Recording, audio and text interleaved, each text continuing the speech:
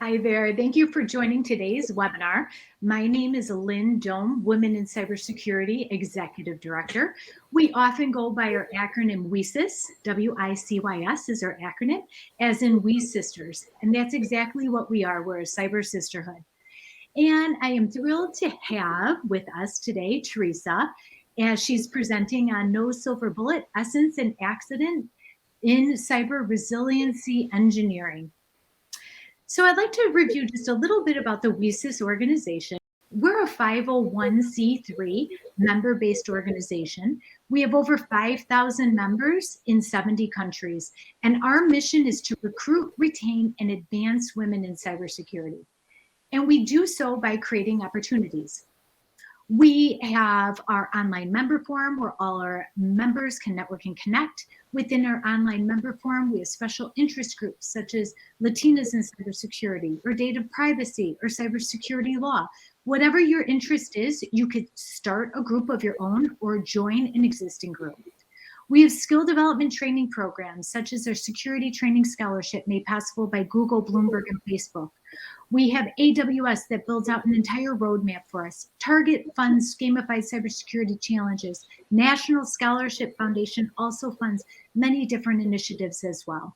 We have newsletters and webinar series. We have scholarships, grants, and awards, not only for our annual conference, which our next annual conference is March 17th through the 19th of 2022 in Cleveland, Ohio. And actually, our call for participation, our scholarships, grants, and awards applications all open up tomorrow. So check out our website at wicis.org and you'll be able to apply for those. But also we offer scholarships to many other different conferences and opportunities as well. We have our Cyber Talent Emergency Fund, where students within their last 4 semesters of graduating within their cybersecurity degree can get up to $599 in financial assistance within 48 hours. Most of our financial emergency funds are released within 24 hours. These are for true financial emergencies to not steer our students, our member students, out of their education and to help support them financially if a medical emergency happens, or they can't afford their rent or their food or their car breaks down. So whatever those needs are, we as a nonprofit organization not only support our community with the community itself and the opportunities itself, but also with the financial funding when necessary. We have many different speaking and media opportunities. We want our community to be out there, what others can see. We have our Job Board Plus, where our strategic partners recruit from year round, and all our members can upload their resumes and update their profiles and get recruited from. We have an apprenticeship program, an internship program. We participate in market research. We have a leadership summit, a veterans and military spouse assistance program. We have a veterans apprenticeship program. We have a speakers bureau. Our mentor-mentee, our 2020 cohort actually had 707 mentees, 185 mentors. And we design and develop a curriculum to upskill and up-level women no matter where they're at in their careers, preparing them for their next level of advancement. Our applications, or I should say enrollment for the next cohort, is closing tomorrow at 11 a.m. Central Time. So if you're interested in being a mentor or a mentee or both, I recommend you go to our website. Our applications or enrollment actually only opens up one time a year because it's a 12-month program. We have a racial equity committee that helps lead us with allyship, inclusion, and equity, and what does that look like for us as a nonprofit organization within our organizational structure and externally. We have a professional affiliates, which are little mini WICYS organizations, and we have 38 of those professional affiliates in Africa, Australia, Canada, France, India, Pakistan, the UK, and all throughout the United States. And we have 127 student chapters, and those are in Canada, Costa Rica, India, Nigeria, and throughout the United States as well. And we owe all that to a special thanks of our strategic partners, AWS, Bloomberg, Carnegie Mellon Software Engineering Institute, Cisco, Facebook, Google, Lockheed Martin, Microsoft, Optum, AbbVie, JP Morgan, Chase & Company, LinkedIn, Navy Federal Credit Union, Nike, SentinelOne, Wayfair, Workday, Accenture, American Airlines, Arctic Wolf, Dell Technologies, Envestnet, Flatiron, Fortinet, Haystack, Here Technologies, The Home Depot, IBM, University of Indiana, MITRE, Motorola Solutions, Oak Ridge National Lab, Palo Alto Networks, Salesforce, SANS Institute, SAP, Smoothstack, Speartip, Starbucks, Target, University of California, San Diego, and Verizon. Whew, that's a mouthful. And we had 3 more new strategic partners join us just last week. So that list will continue to be growing.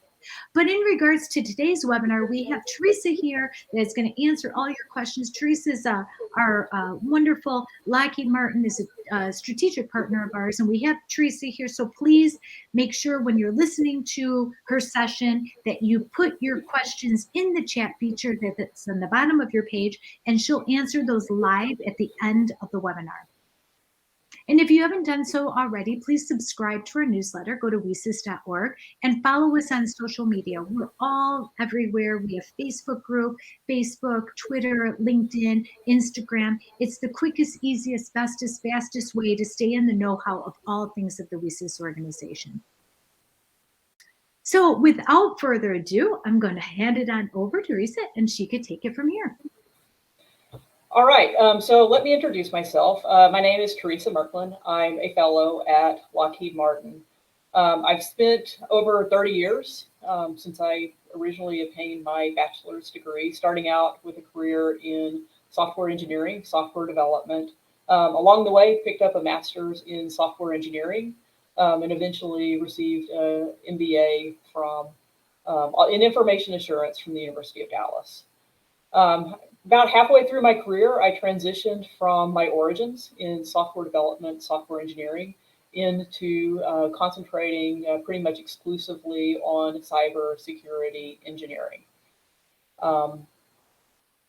Currently, my current assignment at Lockheed Martin, I am attached to the Aeronautics Cyber Range, where I specialize in cyber risk assessment and also do a significant amount of work on developing processes, procedures, and techniques for performing cyber resilience engineering.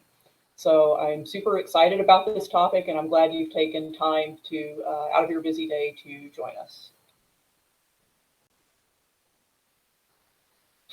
Okay, so the title of this presentation is No Silver Bullet, Essence and Accident in Cyber Resilience Engineering. You might be wondering what in the world ammunition, specifically silver bullets, has to do with engineering systems for resiliency. I'm going to explain that momentarily, but first we're going to take a little diversion into a quote and examine just a tiny bit of computer science history. As I mentioned when I introduced myself, I spent a good 15 years exclusively in software engineering and software development before transferring over to cybersecurity. I personally have found that software development and cybersecurity concepts, cyber-related systems, are very closely related and sometimes almost completely inextricably linked. So I'm super excited to have the opportunity to kind of share these parallels with you today. Okay, so why do we seek these silver bullets? And I'm going to directly read this quotation. I'm going to try to do my best not to read charts, but in this case, I think it's appropriate. Of all the monsters who fill the nightmares of our folklore, none terrify more than werewolves because they transform unexpectedly from the familiar into horrors. For these, we seek bullets of silver that can magically lay them to rest. And that's a quote by Frederick Brooks, Jr. So in essence, a silver bullet is the only way to reliably slay the unique brand of monster known as the werewolf, at least in our folklore. In modern language, it's come to be used as a metaphor to connote a seemingly magical solution to a perplexing problem. In cybersecurity specifically, we do have a lot of challenging problems. And because I've been wanting to do this talk for quite a long time, I'm particularly sensitized to how frequently silver bullets are referenced in our everyday industry discourse. I mean, it's not uncommon. In fact, it's quite common to see vendor products and technology solutions touted or hyped as potential silver bullets for some of the cybersecurity challenges that the industry is facing. Gary McGraw, who is one of the originators of the whole concept of building security into products. In fact, once ran a podcast called the Silver Bullet Podcast out of sort of recognition of our tendency to embrace these silver bullet solutions. So that's sort of the conceptual stage for this overall talk. I'm also guessing that there might be a few people that are wondering who exactly Fred Brooks is and why he was so fascinated with these silver bullets. So if you're a person of a certain age, and I'm certainly of that certain age, who studied computer science or software engineering back in the 1980s, Fred Brooks was a titan who basically defined a lot of the domain expertise and knowledge required for people to successfully create software and, more importantly, manage software products. He worked for IBM for many years, was the manager who managed the development of IBM System 360 computers, until he left the company in 1964 when he left IBM to found the computer science department at the University of North Carolina, Chapel Hill. I listed two of the accolades that Brooks earned on this particular chart, but suffice it to say, there's many, many more. I mean, you just constrained by space in terms of what can be listed. He was a prolific writer who published numerous essays and papers on the state of the practice of software engineering. So one of his papers that I think would be just sort of interest to the WESIS community is an essay titled The Mythical Man Month, in which he was one of the first people to kind of put out into the ether that a manager can't put 9 women in a room and produce a baby in a month. I mean, that probably seems, very patently obvious to us. But there was a time when that was sort of like a novel or a funny idea to express.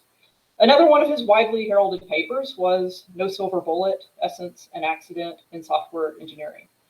If you're paying attention to the title of this presentation when I pulled it up, you may notice an unmistakable similarity between those two titles. And indeed, his paper is the absolute inspiration for this presentation. So what this talk does is we're going to examine the parallels between this landmark paper that he wrote that detail the historic problems in software engineering and sort of compare them with our current challenges in cybersecurity to see if there are any lessons that we can learn from the past. All right, essence and accident. This is how Brooks framed the problem in his No Silver Bullet paper. In outlining some of the monstrous problems that were almost universally experienced at that time on software development projects. In fact, there was a running joke in the industry, and this is at the time, when I sort of launched my career, so I'm right there in the middle of all of this. Software projects were just perpetually 90% complete. You would start them and everything would be on schedule and it would look fine, and then you'd hit that 90% point, and projects stayed at that, oh, we're almost done, we're almost done, we're almost done, like forever. Estimating and scheduling was a dark art that no one mastered. And even when we finally managed to get software out the door and delivered late, right, it was typically also riddled with performance issue and bugs and flaws. So in software, there were these desperate cries for these silver bullets, those magic solutions that would instantaneously solve all the inherent challenges that the industry was sort of universally experiencing at that point in time. So in essence, this paper by Brooks was this cautionary tale that warned against putting too much hope that a silver bullet or a magic solution would emerge. So he compared the state of software engineering domain with the period of medical history that wasn't all that far removed from the 80s, just a few hundred years, where the ideas on how to treat disease were rooted with the idea that disease and illness was caused by demons or evil spirits, and treatment centered largely around things like exorcisms and superstition kind of things. So real progress in the field of medicine only occurred when people stopped pursuing those magic solutions and started focusing on those small, incremental, evidence-based things to ultimately develop the field of medicine. As I look at cybersecurity and compare that sort of with the history of software engineering, I'll observe that we also have our share of monstrous problems. Our running joke is that software, the systems we deliver, are almost always vulnerable. It's just a question of how quickly do we identify, where those vulnerabilities actually are. It's pretty rare occurrence when we have a system that completes cybersecurity testing without turning up any issues that require pretty significant mediation.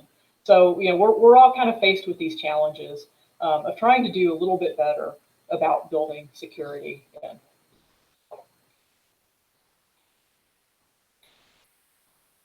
Okay, so Brooks spent a lot of time examining the nature of the problem and the reasons why it's so hard. And he outlined 4 principal challenges that I think also exist pretty much on a one-to-one relationship with cybersecurity.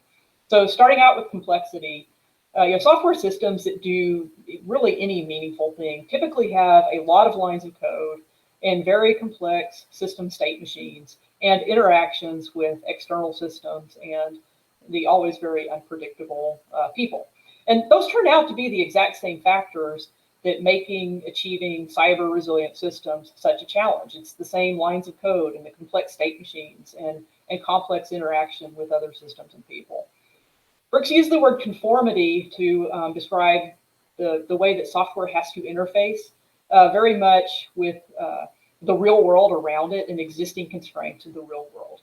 So when you write software, it had to conform to the existing realities of the hardware. And if there was a flaw in the hardware, the software would frequently be called on to work around whatever shortcomings might exist around it, as well as existing systems.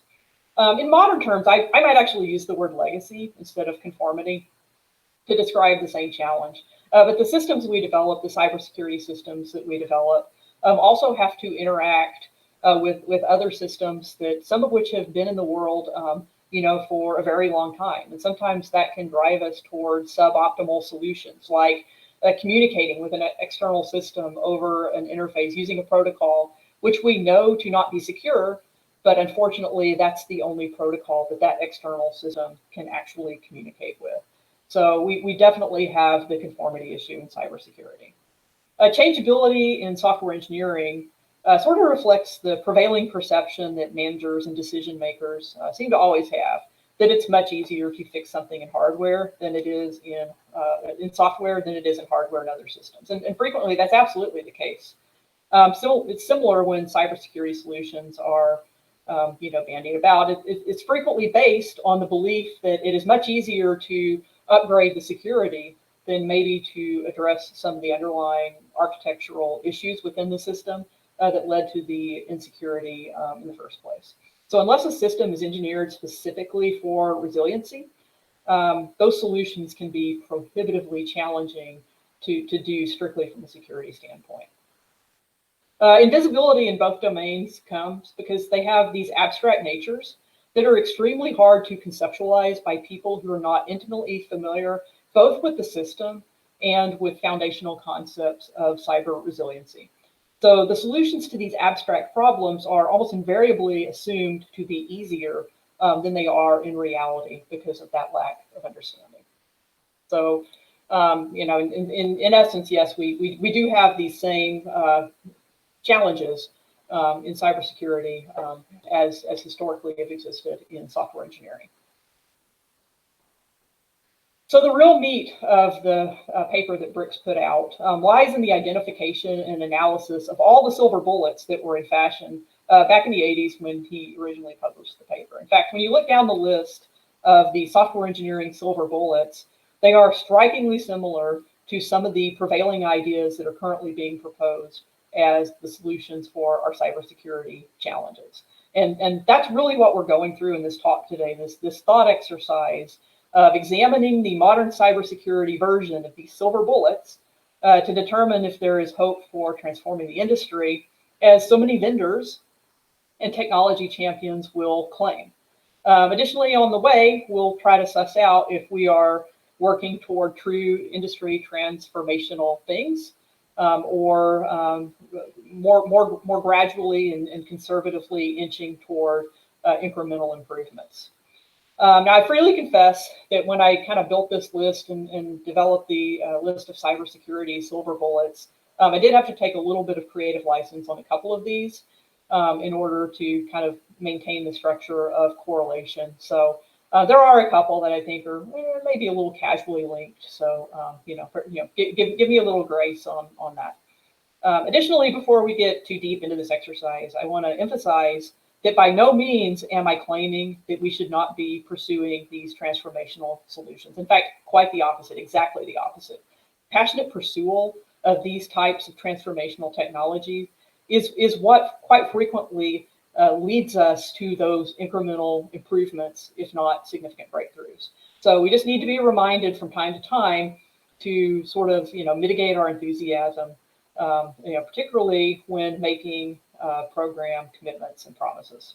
I also want to emphasize that as I'm kind of going out and making this determination if something is an incremental improvement or a transformational solution, if it has not already clearly demonstrated a transformational difference, that it's incremental by definition. All right, so with that, we'll transition into the first silver bullet, and it's kind of the perfect first one to bridge between historical software engineering and engineering for cyber resilience for cyber-enabled systems. So DevSecops, perfect place to start. It's important to understand that DevSecops emerged from DevOps, which itself was developed to solve ongoing issues with software development. So spoiler alert, in the 35 plus years since the Silver Bullet paper was originally published, we haven't fully solved the software development problem. And quite frankly, that might never occur. So DevOps was developed to automate the software build and release process so that software could be released to production using automated tools, techniques, and achieve an improvement in performance and speed. So unfortunately, at first, since security wasn't really considered as a part of that automation process, any vulnerabilities that existed in the software were also pushed out at the same accelerated rate of the original software. So at some point, people woke up and said, hey, yeah, we've got to do some security here, and introduced the concept of DevSecops to emphasize that security had to be considered. Now, what's really important to remember when you're kind of thinking about that transition between DevOps and DevSecops is that the insertion of security into that pipeline, into that improvement, which is supposed to automate and be fast, taps the brakes a little bit. So there's this inherent tension and conflict between the objectives of security and the true original objectives of DevOps. So it's important to kind of keep in the back of your mind whenever you're doing any sort of work with DevSecops. The diagram on this chart, it's something I came up with. It's not perfect, but it's a useful model for me to sort of organize and frame out my thoughts. And we're going to revisit it a few times during this presentation. For right now, I want to focus specifically on more of the automation aspects of DevSecops, because that's a great concept, and you'll see that it's a recurring theme throughout this presentation. The original automation of the build and release process does nothing, or at least doesn't fully propel a product to cyber resiliency if the architecture that's developed over in the architecture and design blue box over there on the left is inherently insecure.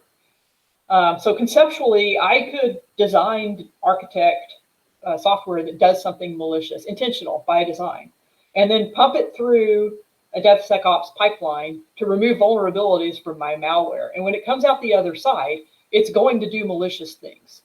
Similarly, if I design a product that is inherently insecure by design, you can push it through the DevSecops pipeline, which is going to remove vulnerabilities in the code, but the inherent insecure, non-resilient aspects of the architecture would still just proceed right through the pipeline. So, running a software product through a DevSecops pipeline does not bestow resiliency.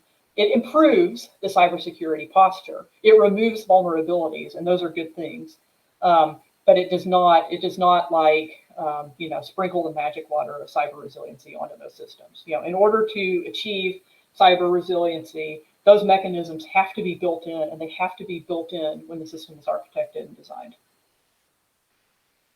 So consequently, DevSecops is an incremental solution The automation is great. It's a tremendous productivity increase, but it's not truly transformational. It's an automated productivity increase.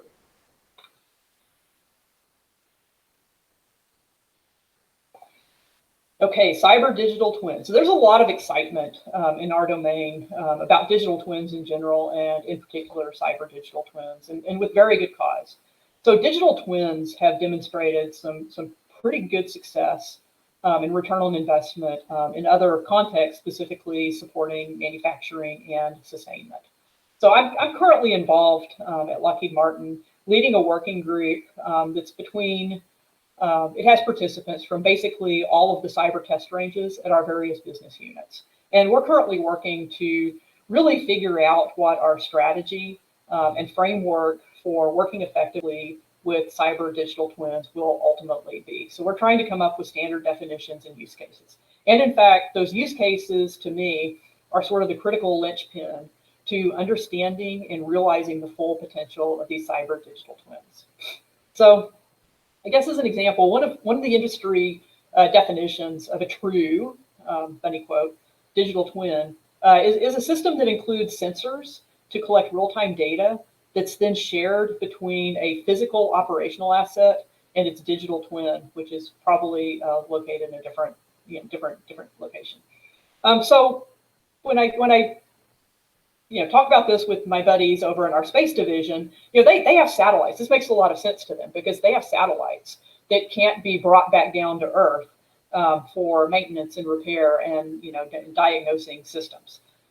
So digital twins they're all in big time on digital twins and cyber digital twins, and for obvious reasons, because their system almost demands that as a solution.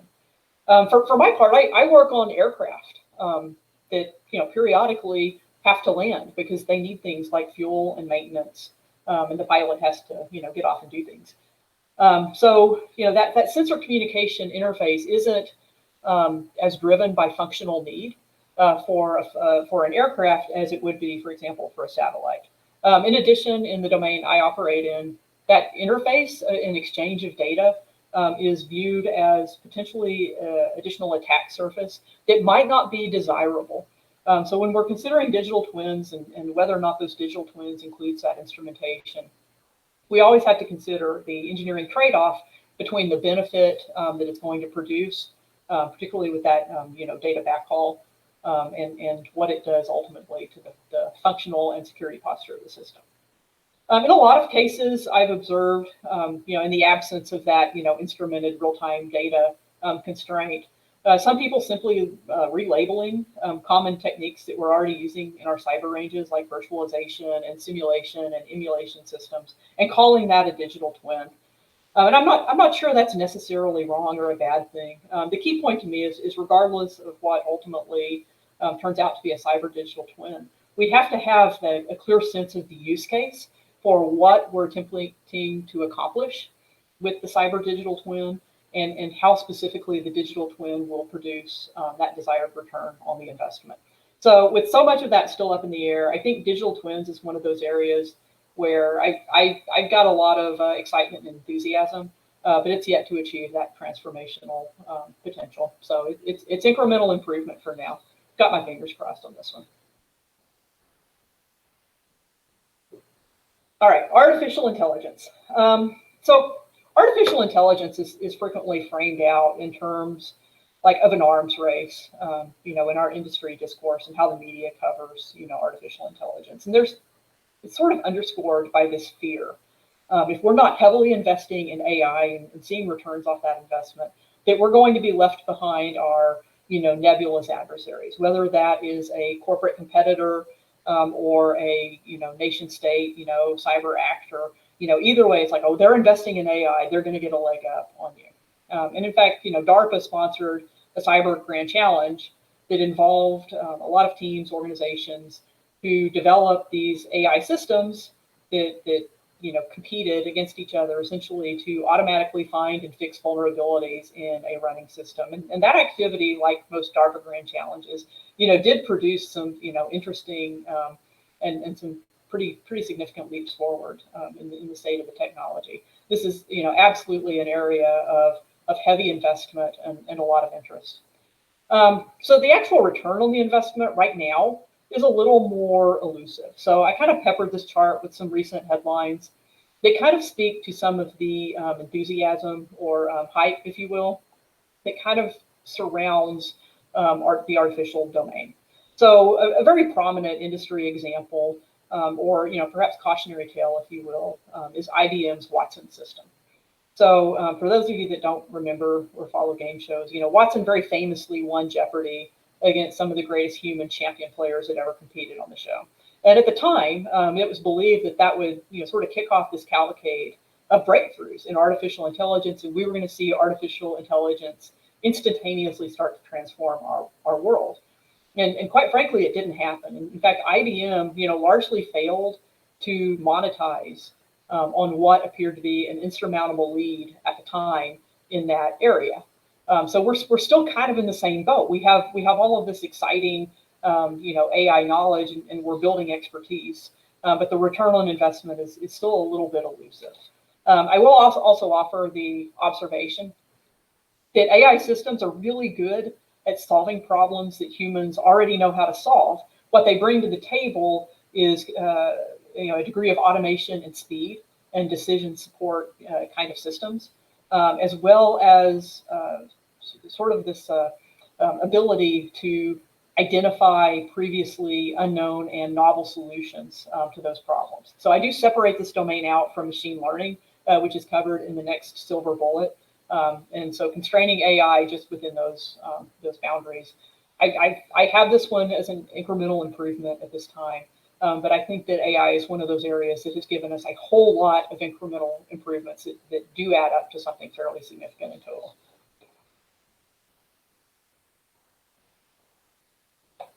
All right, machine learning. Okay, so machine learning is a subset of artificial intelligence. In essence, machine learning is an AI system that kind of determines its own programming.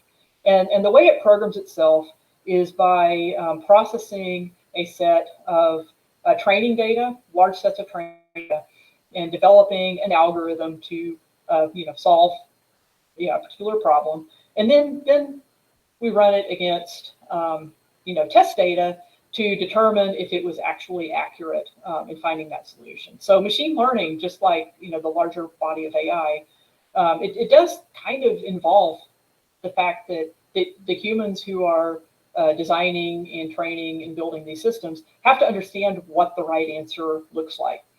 So I guess for me to kind of pull my feeling, I found this quote from a recent report from a cybersecurity think tank that sort of echoes my own feeling where we are currently with machine learning.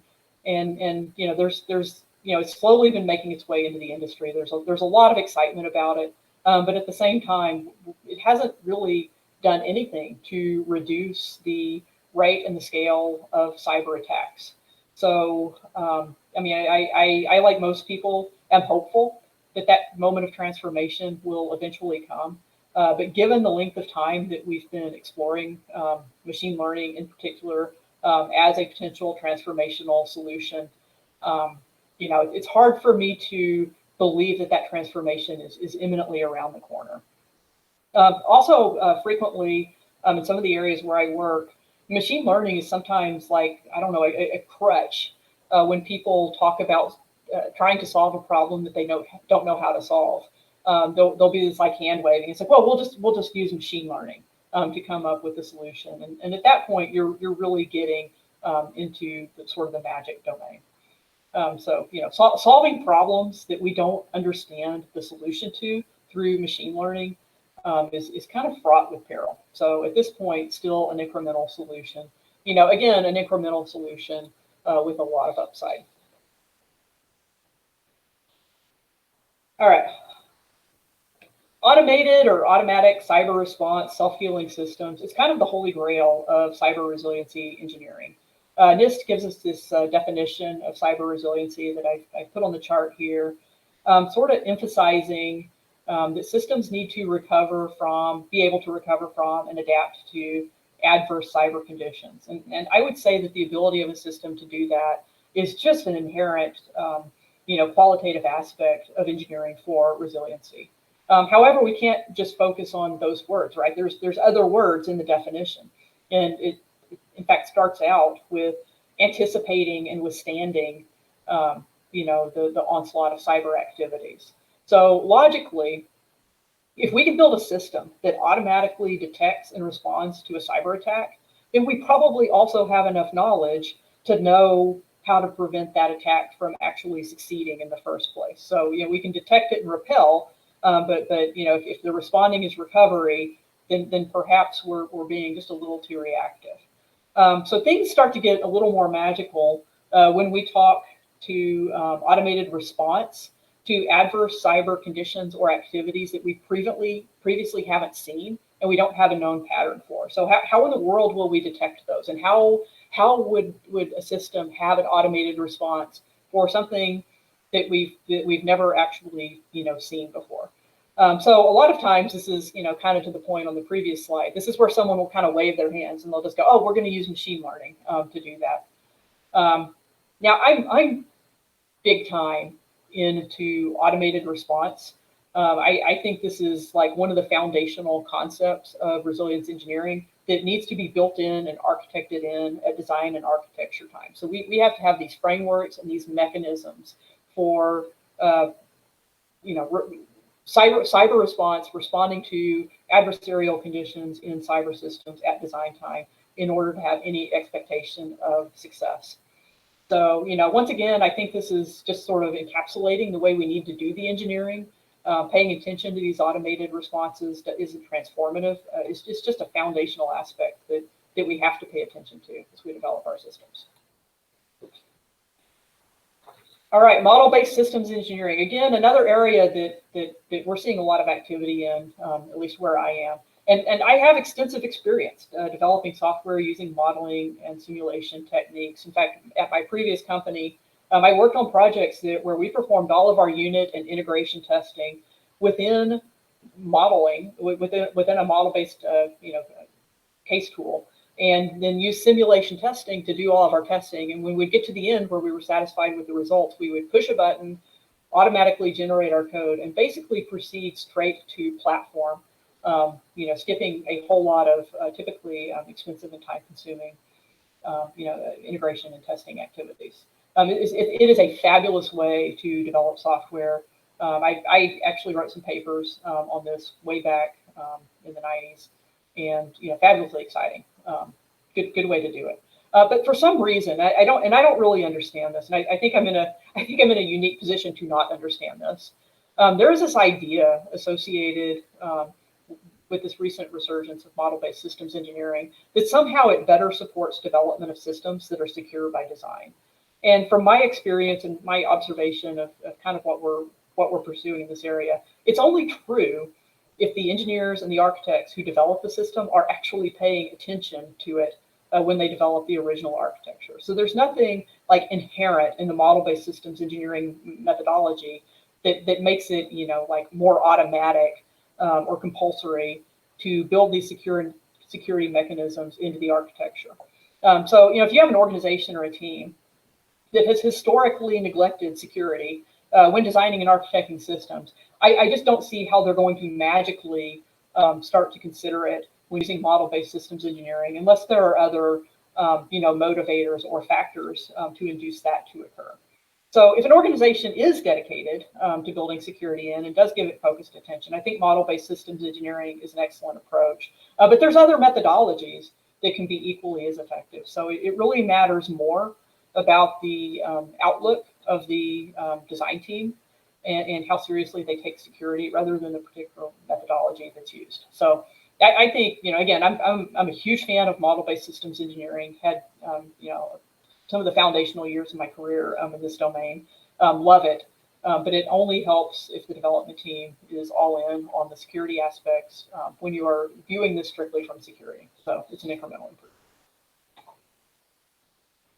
All right, so now we're heading back into our DevSecops tool chain and talking specifically about AppSec and fuzzing, and I'm gonna focus very specifically on static code analysis and vulnerability scanning of code and software as it progresses through the pipeline. So all of those things are great for identifying and flagging known patterns, recognizable patterns of vulnerabilities and security issues in software products. So it's a very good thing to do. Everyone should be doing it. You kind of, at this point, there's so many great tools on the marketplace. It's almost negligent to not do it.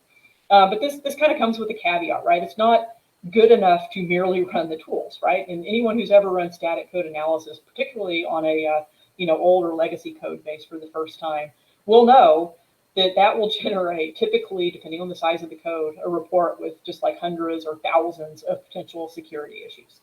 And there is significant human effort that is required to go through each one of those issues and analyze and disposition the results. So any static code analysis system, when it returns that list of issues, some of those issues are going to be false positives. A false positive is, something that's not really a concern for the system, but still a human has to look at it just to make sure, right? Now, on the other hand, people are like, well, why don't we tune it so we don't have all the false positives? So if you do that, if you build code scanning systems that never return false positives, well, what you're going to get on the other side of that is, of course, a lot of false negatives. So a false negative is when you have a vulnerability in the software that's not detected. And that's worse because that means you're going to go through the tool chain, push software out the other end that's vulnerable. So, we kind of have to live with these, false positives to some extent. And it takes a tremendous amount of effort and human capital to review and disposition those findings. So running static code analysis and taking the report and archiving it off somewhere and go, hey, look, we did it, so we're better, without actually acting on the findings is kind of not doing it at all. And again, like I said off the top, it's not great at finding previously unknown vulnerability patterns. Now, once you know the vulnerability pattern, it does return a pretty significant productivity bump in the detection of potential vulnerabilities and issues in software. But it doesn't magically solve them. And so for that reason, it's an automation improvement, an incremental improvement, but it's not a truly transformative solution. All right, automated patching and scanning. So this is essentially going out into a production operational environment and either architecting into a system a method of continuously scanning the environment, looking for vulnerabilities on the network, looking for systems that have maybe not received all the patches. And at one point in my career at Lockheed, I led a team that was responsible for producing recurring security scan reports and passing them on to another team so they could tell us if we were good or bad. And so I know firsthand the challenge and pain that is associated with running sort of these continuous patching and scanning systems on a large network. And it's maddening. We would run the report, and there would be a particular high priority patch that showed up as just being eradicated, completely gone from our system. Yay, we can pat ourselves on the back. We've managed to get this critical patch to all of our systems. And then we would turn around the next week and run the report again and discover, holy cow, we have 10, 12, 15 computers that suddenly have the wrong version of a DLL, for example, again. And this happens in large, diverse kind of networks where when you run application software or when you update software that might be on the box, sometimes that software will sort of revert back to the wrong version of the DLL that you just patched. So it takes kind of like the DevSecops pipeline. It takes a certain amount and sometimes large degrees of human capital and human sleuthing and analysis to figure out what's happening. So it's not automatic and it's not magic. So I would also observe there's a couple of really good recent examples of another one of the pitfalls of these automatic update and patching systems, and that they themselves can be a threat vector for malicious cyber actors.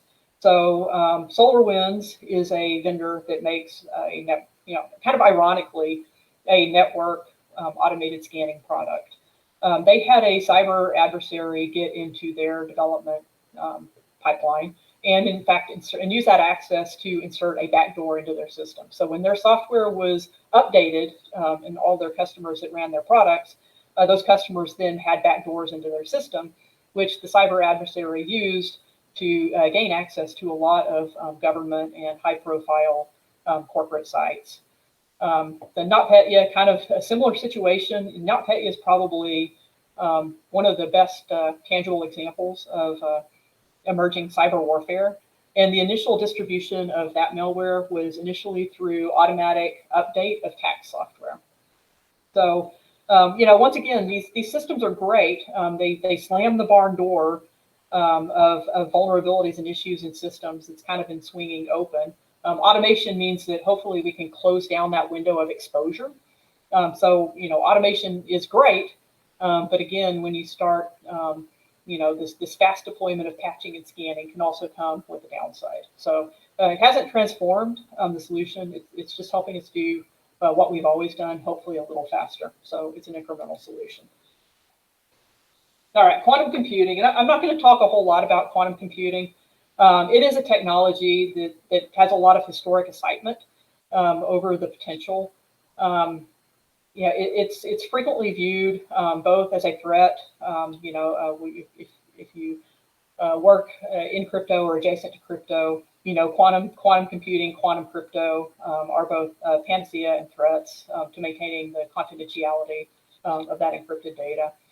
And I guess it contains a lot of the similar debates from some of the other silver bullets that we have examined. Experts are really sharply divided on whether quantum computing will ever ultimately transform cybersecurity. There are some people that are starting to emerge and just go, the applications have been very, very slow coming. For the purpose of this presentation, it hasn't happened yet. So right now it's still firmly over in the incremental solution side. All right, so that's it. We've gone through all of the modern cyber equivalents of these silver bullets. And to sort of summarize, as we went through, I scored all of these as incremental improvements. Now, that doesn't mean that there aren't transformational solutions out there. And indeed, it doesn't mean that any one of these might, won't eventually grow up and turn into that transformational solutions. And again, like I said when I kind of, pitched the list originally, we definitely want to push the envelope. We definitely want to pursue the transformational. We just need to make sure that we keep our enthusiasm as reflected through, whatever we commit to, firmly in check. All right, so back to essence and accident. Okay, so in his original silver bullet paper, Brooks came to this conclusion that we shouldn't count on magical solutions, that the key to success, a critical success factor, was to focus on the fundamentals and embrace those incremental solutions together to ultimately improve the state of the practice in software engineering. So I think that as I examine where we are currently in the state of the practice for cyber resiliency engineering, I think we're on a very similar trajectory, in a very similar situation. So there may be a transformation, still in front of us. There may be a shortcut to getting there. We may have some significant breakthrough that really moves us forward. However, based on history, it's probably not realistic to expect that breakthrough to be imminently forthcoming. So we need to plan and manage our resiliency engineering projects accordingly. Okay, so Brooks didn't just talk about the problem; he talked about the solution, and his proposed solutions were kind of prescient for how software engineering ultimately progressed. Because, like I mentioned, he was one of the founding fathers of the domain, and I think his solutions can also guide us in our quest toward cyber resiliency engineering. So, for example, one of the things Brooks proposed was incremental development. In fact, when he kind of put that out there, that was long before agile development and rapid prototyping really became a thing in the industry. So he proposed incremental development, and indeed the industry moved there. And I think, with good effect. In cybersecurity, sort of the equivalent practice to that would be sort of systematically in our life cycles and our systems engineering processes, building in that early evaluation of cyber resiliency and security testing in the early stages of development. Sort of historically, we've waited until systems deploy, and then we penetration test them and were surprised when security wasn't built in. And the key to getting security built in, or at least detecting, when there's issues with our security implementation, comes with that early engagement throughout the lifecycle. Automation was also a recurring theme throughout this presentation, and indeed it was one of Brooks' proposed solutions as well. And automation, speed of response when you are dealing with cyber attack and cyber adversarial action is really the key. The speed at which we can deploy patches to systems is just super important, and that ability to move fast is key, and automation is a key enabler of that. The other thing that automation does, and I think this is sort of frequently underappreciated, is anything a human can do that can be automated, then frees up that person to actually work on the much more challenging and value-added activities that aren't easily automatable. So it is one way to essentially serve as a force multiplier to improve the effectiveness and the efficiency of the people who are working on our challenging security engineering problems. And Brooks' final point, his final solution, which I think is really the most important to take away, is this emphasis on the importance of nurturing talent and building skills in architects, engineers, and testers. And this is one, when I work in a cyber test range, right? Test is sort of, in the nature of my job. And when I look at cyber workforce development and some of our more mature artifacts around cybersecurity education and training, such as the NICE framework, I've come to the realization that our body of knowledge is slanted heavily toward the testing end of the spectrum. We don't have a lot out there that specifically advise people on how to design and architect systems, to have those resilient characteristics. So we really need to step up our game and build that training that raises that baseline knowledge of cyber resilience engineering practices, basically across all people who design, architect, and build the system.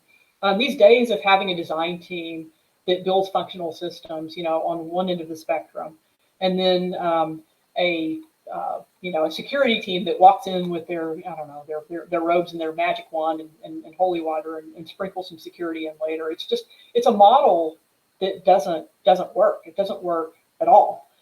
So we really need to step up our game throughout the development lifecycle, step up our knowledge throughout the development lifecycle, and it's going to take great people across the board to sort of build that security in. I came across the Gartner hype cycle as I was prepping this talk, and quite frankly, love the concept so much I couldn't not include it. So essentially, what Gartner has in their paper is a new technology appears, and there is a tremendous amount of enthusiasm and, hype, because they call it the hype cycle. And then it achieves this fevered pitch, and then the mania peaks, and then people start to drop out of it. It's like, oh, it's not materializing maybe as fast as people want it to. But meanwhile, you have engineering and development maturity of the technology that's progressing much slower and in an orderly pattern. And in fact, it's the familiar S-curve for anyone who's ever planned and managed a software project or a major program or done any sort of earned value tracking.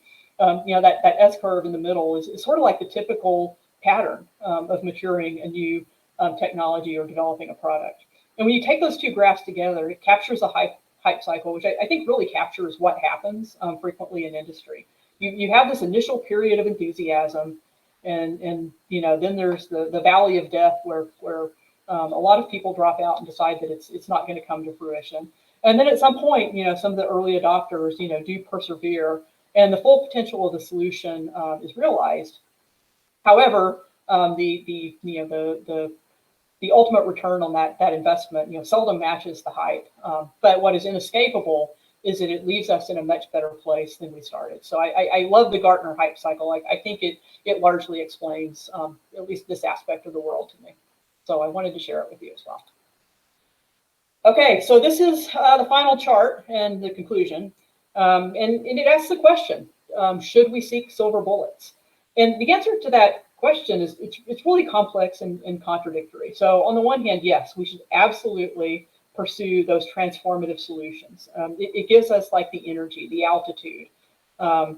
You know, the thing, it's the thing that propels progress in our industry, even if that progress winds up being, you know, smaller incremental steps. You know, however, we need to persistently sort of expect, you know, incremental results from that investment. You know, if we are planning for transformative solutions, then we're probably set up for a career of disappointment. But making that investment and passionately pursuing those things, those silver bullets, those transformative solutions, is ultimately, you know, what will push our industry forward. It's just probably going to happen one baby step at a time. So I guess, you know, my final thoughts on this is like there probably are no silver bullets, but what we do have is you know, what we learn along the way from the pursuit.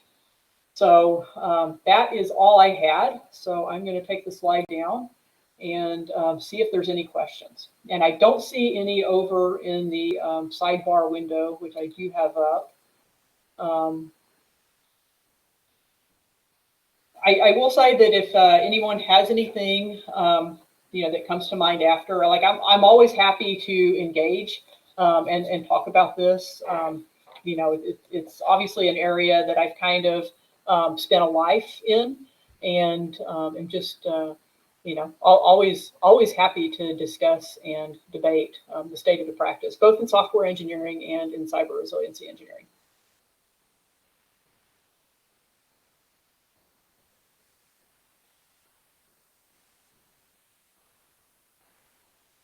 Okay.